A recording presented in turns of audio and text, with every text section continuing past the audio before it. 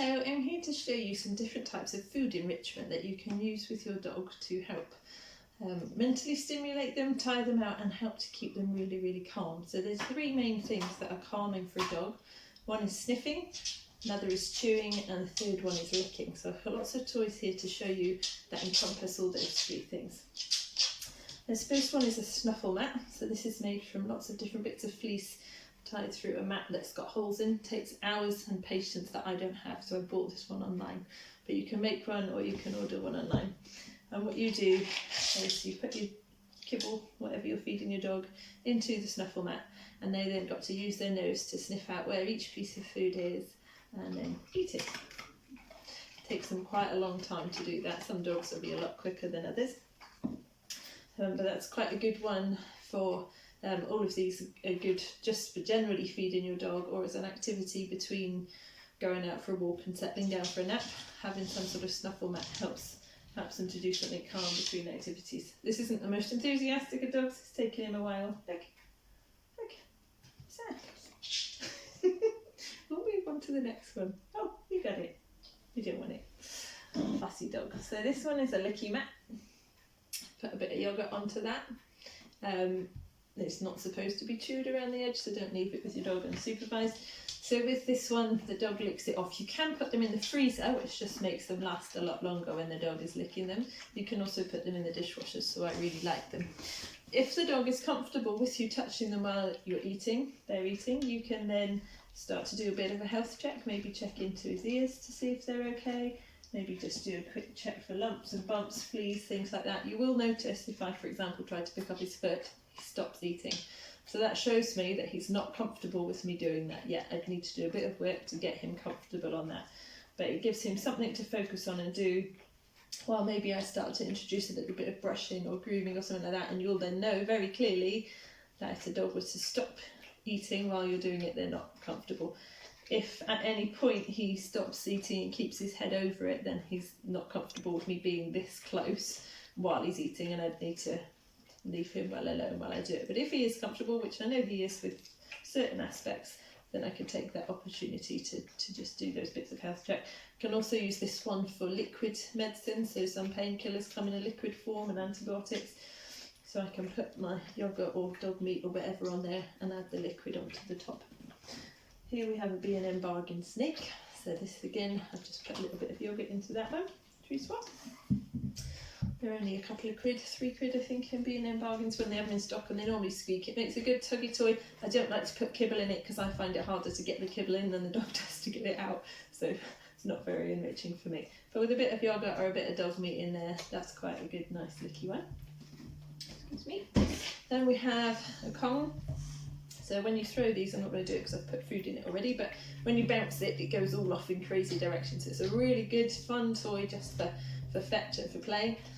Over this small end here, you can fit a Primula cheese spread tube to get somewhere in the end. You can also use this end to bung in a raw carrot. And once you've stuffed it, you can again freeze it and put it in the dishwasher. So this one's super exciting.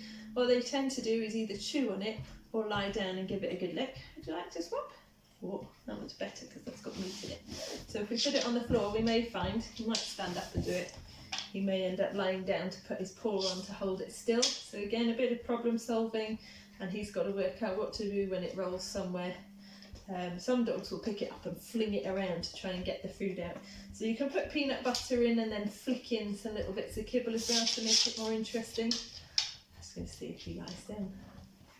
He's going to use me as his anchor. So while he's doing that one, I'll show you some different chew toys. So I've got an antler. It's a normal deer antler. They love to chew these. They can be a bit dangerous. I probably wouldn't leave it unsupervised with the dog, but it's a very good long-lasting chew. This is an anchor root. It's apparently supposed to be a really good long-lasting chew. I can't say mine have shown much interest in that, but some hardened chewers, terriers and staffies and things might really enjoy that one. Doesn't break when you drop it.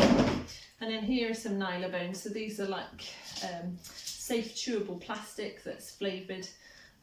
Again, for dogs that chew things when they're stressed, they can really help. And then this one, this is an activity ball. So you take the lid off it, you put your dog's kibble in, and then as it rolls around, pieces fall out. I strongly suspect he's lying down partly, so you can see now he's holding it still under his paw, trying to work out how to get it out.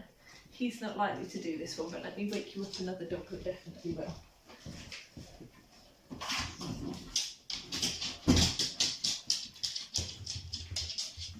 So she's going to show you how to roll it round with her nose and her paw to get the treats out.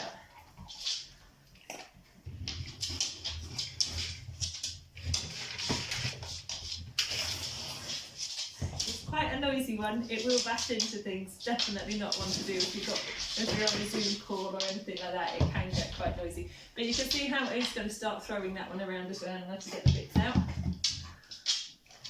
So lots of really good thinking and problem solving. You can see how much enjoyment they get out of using them. They get very excited to see these toys, and it's so much easier for you to feed them out of these things than it is to just put it in a bowl and it be gone 20 seconds later.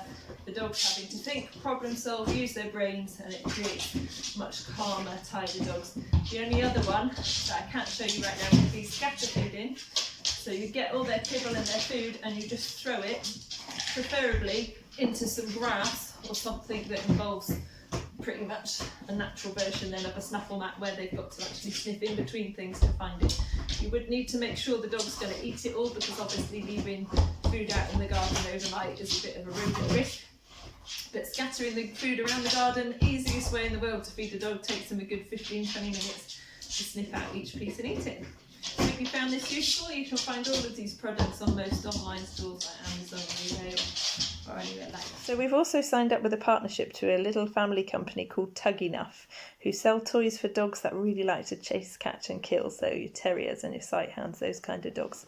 So it's like a fluffy tuggy toy on the end of a long lead that you can keep around your wrist if you want to, and then you whiz it along and jiggle it across the floor like a squirrel, and they'll chase it, catch it, and then you can have a really good tug of war.